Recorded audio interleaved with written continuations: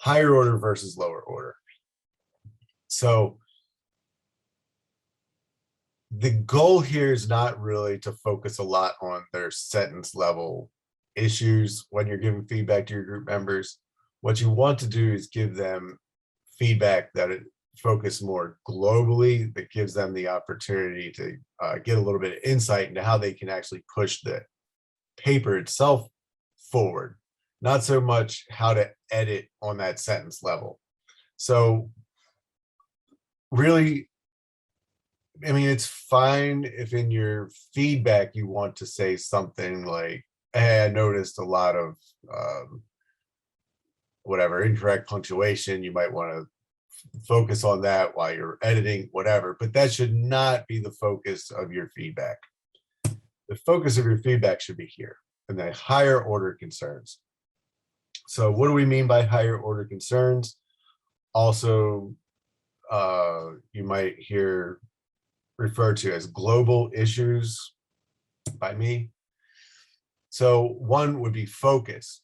So does the paper feel like it's focused? Is it all moving in one focused direction, right? Or does it feel like it kind of takes some weird or it veers off in some unexpected directions, or maybe it goes off point in some places? So note, in this assignment, the goal is to focus on the rhetorical choices of the authors. So if you're reading through your partner's draft and they're discussing, say, the tone of the writing, and then all of a sudden they start writing about, or they're commenting on the content of the article, or they're responding to the writer's ideas. So they're saying, oh, this writer says this and I think differently, blah, blah, blah. Well, they have gone off focus from this paper, because this is not a paper about responding to the writer's thoughts or giving your commentary on the topic. It's just strictly about looking at the rhetorical choices of the author. What is the purpose of the writing? What tone did the writer write in? What persona does the writer portray themselves in this piece? Things like that. You can find the full list in the assignment details. Another higher order concern is the audience, or could be the audience or purpose, meaning, does this paper feel like it's speaking to the correct audience? So, or does the purpose, is the purpose of the writing clear, or is it muddy, right? So we all, if we read the assignment instructions, we know what the purpose should be, right? So that could be a guide for you while you're giving peer feedback. So if you're going in with the assignment instructions as your guide, you know what the purpose of the assignment should be, and your partner seems to not be really speaking to that purpose, that could be a solid revision note. Organization.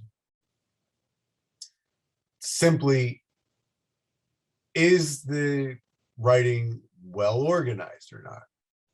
To me, well organized writing follows logically.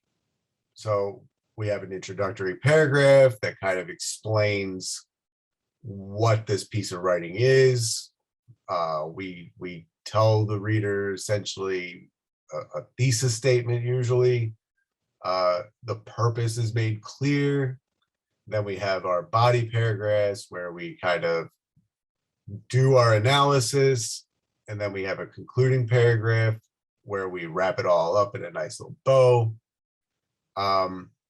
And all along the way, we should be moving in one direction. And what I mean by that is, say I'm in paragraph 2. I did my introduction. Now I'm in the second paragraph. I'm in the body and I begin discussing one of my articles. I begin discussing the purpose of one of my articles. Halfway through my paragraph, I switch gears and all of a sudden I'm talking about the tone of the article. But then by the time I get to the end of the paragraph, I'm back to discussing purpose or some other topic. And then I'm in paragraph 3, and then I'm back to discussing tone again. Something like that. That is disorganized. I'm all over the place. I'm not following one thought logically to its conclusion before I go on to something else. So if you see a lot of that bouncing around from one idea to the next, then there's a good sign that the paper needs to be better organized. Development. So on the top level, is it finished? If it is not finished, then it needs further development, clearly. So one thing, if the paper does not even meet the page count, it's not finished. It needs more development. So if the minimum page count is 3 and your group member turned in a 2-page paper, that is an incomplete paper. And whether or not it feels like they touched on all the bullet points, if it's not meeting the page count, there's more information that they could add. That needs more development. Moreover, maybe it does meet the page count, but maybe they failed to discuss a rhetorical characteristic that's asked for in the assignment details. Well, okay, it meets the page count. They have been discussing rhetorical characteristics the whole time, but we're missing one. We need to add some more in here, therefore needs more development. And one more bullet point here. Maybe they did discuss each rhetorical characteristic. Maybe it does meet the page count, but maybe it feels like each rhetorical characteristic is only given a little bit of thought, right? Does it feel like they've thoroughly discussed the purpose, for example? Did they thoroughly discuss the tone that is written in? If not, if it feels light on information, then more development is likely necessary. Okay, so those, I would say, are some solid places to start when we're thinking about how to leave our partners good higher order feedback. Okay, now here I do not want you focusing on this in your feedback to your group members, but I do want to let you know what we're talking about. So it's essentially grammatical stuff. Lower order concerns are things like sentence structure. Is the sentence properly structured or not? Have we used our punctuation correctly? Could we improve our word choice? Meaning, when I say word choice, there's all kinds of issues here potentially. From, did we use the wrong word? Did we think we were using one word and we accidentally used another one? English is a weird language. Sometimes some words are very closely spelled. So maybe I meant to say one thing, but I accidentally did something else. It's a typo, whatever. Or maybe I chose a word thoughtfully, but it's just not actually the best word in that context. So there's all kinds of ways that our word choice could be better or worse. Spelling usually boils down to typos. So it's the type of stuff you just need to proofread for. And in all reality, there are some spelling mistakes or typos that lead to spelling mistakes that Word won't catch because maybe you in misspelling a word, it is actually a properly spelled word. It's just the wrong word. So a little bit connected to word choice in that, but it's like a spelling error that creates a word that the program's not going to catch. So it's all kind of lives in this kind of like, oops, I made a typo, but it also makes a word choice issue. So these are things that you need to proofread for. Let me get out of that. So there are tools to help you do this. Word, if you're writing in Word, which I recommend because I want you to submit your drafts as Word documents. That's another note. Just please don't submit your drafts as PDFs. Don't submit them as rich text format or something like that.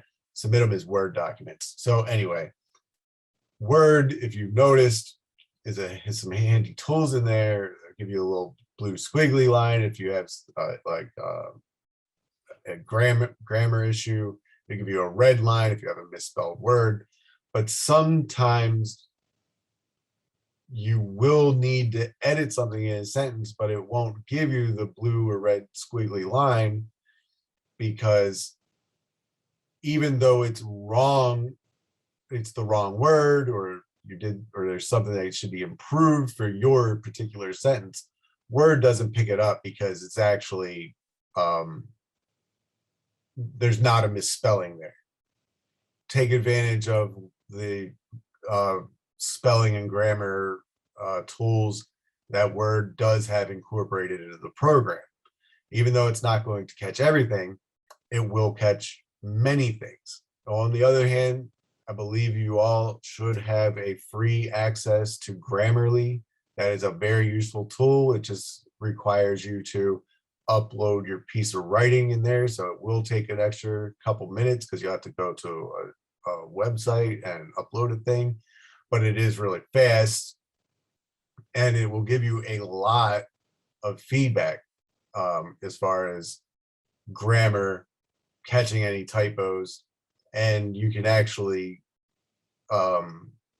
set it to look for a particular voice.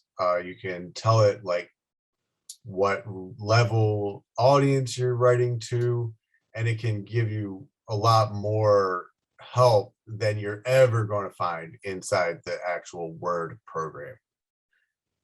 Thirdly, we have our writing center. You can find the link to the writing center on the UB portal or my UB homepage, whatever it's called these days. Just go on the main page when you sign into UBalt. I believe there's a link in that side panel for the writing center. You can go there, make an appointment, get some feedback from a writing consultant. So there are resources for you.